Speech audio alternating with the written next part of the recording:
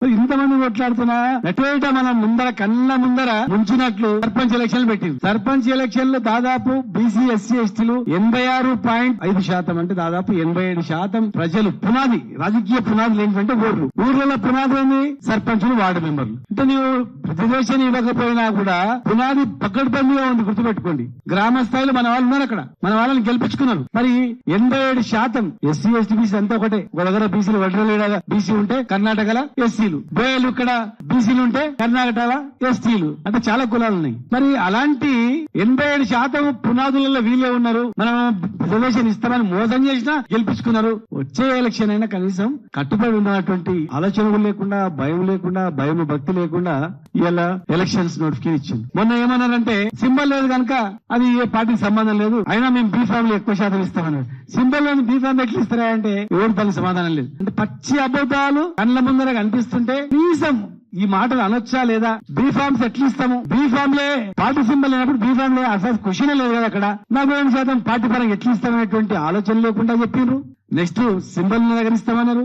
ఇప్పుడు మున్సిపల్ ఎలక్షన్లు పోతున్నారు. అంటే మీ నాయకులు మీరు ఏం చేస్తారో వేసుకోపోయినారా, మేము చేసేది చేస్తాం అని చెప్పి ఉన్న రిజర్వేషన్ తక్కువ చేశారు.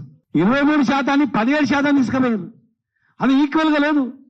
ఒక జిల్లాలో 4%, ఒక జిల్లాలో 3%, ఒక జిల్లాలో 10%. ఒక మండలంలో ఒక బీసీ లేడు, ఒక పెద్ద ఊర్లో ఒక బీసీ వార్డు మెంబర్ లేదు.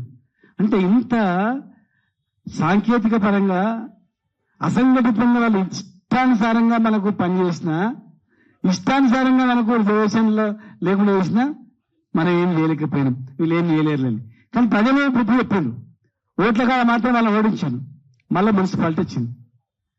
ఇలా మనం చేసి అడిగేది 3 ప్రధానమైన డిమాండ్లు. ఒకటి విద్యా ఉద్యోగం, స్థానిక సంస్థల రిజర్వేషన్.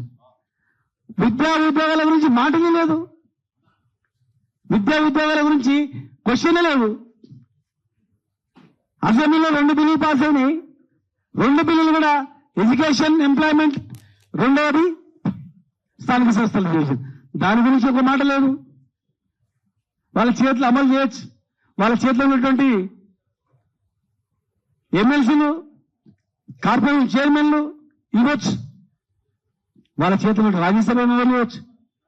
పార్లమెంట్ లో కావాలన్నప్పుడు పార్లమెంట్ లో కొట్లాటే లేడు. హనుమంతరావు గారు ఉంటేనేమో అది వేరే ఉండే, అడ్డం పడుతుండే. అందరూ తెలుసు. పార్లమెంట్ లో మెయిన్ దర్వాజాకు అడ్డం పడి కాళ్ళు మొక్కైనా సరే, గల్ల పట్టైనా సరే తీసుకొస్తుండే. దత్తాత్రేయ గారు మంత్రిగా ఉన్నా ఆయన కొట్లాడుతుండే. ఇవాళ ప్రధానమైనటువంటి భారతీయ జనతా పార్టీ సంబంధం లేదన్నట్లు, మాకేం పట్టినట్లు, దాని గురించి మాట లేదు, ఊసు లేదు, పాస్ లేదు. 2 పార్టీలు అనుకుంటే, కాంగ్రెస్ బీజేపీ అనుకుంటే 1 నిమిషంలో అయిపోతుంది, గంటలు అయిపోతుంది. అయిపోయే పనిని చేయట్లేదు. కనీసం మన పిల్లల భవిష్యత్తు ఉద్యోగాల గురించి ఆలోచన చేస్తాడు, ఎడ్యుకేషన్ గురించి ఆలోచన చేస్తాడు, ఎంప్లాయ్మెంట్ గురించి ఆలోచన చేస్తాడు. మరి ఎంప్లాయ్మెంట్ లేకపోయా, చదువు లేకపోయా, స్థానిక సంస్థలు లేకపోయా, మొత్తం ఎమ్మెల్యేలు చట్టం తయారు చేసేది వాళ్ళు అయిపోయారు. ఇక వాళ్ళు ఏం చేయాలి చెప్పండి? ఇలా 12,50,000 మంది విద్యార్థులు అగమ్య గోచరం ఉంది వాళ్ళ బతుకు. 12 కోట్ల రూపాయలు, 12,000 కోట్ల రూపాయలు ఫీజు రియంబర్స్మెంట్ ఇస్తలేరు. చాలా మంది విద్యార్థులు బయటకు వచ్చి ఏం చెప్తలేరంటే, మా పిల్లలను ఫెయిల్ చేస్తారేమో కాలేజ్ యాజమాన్యం అని. గుట్టు చప్పుడు కాకుండా వాళ్ళు డబ్బులు కడుతున్నారు. డబ్బులు కట్టి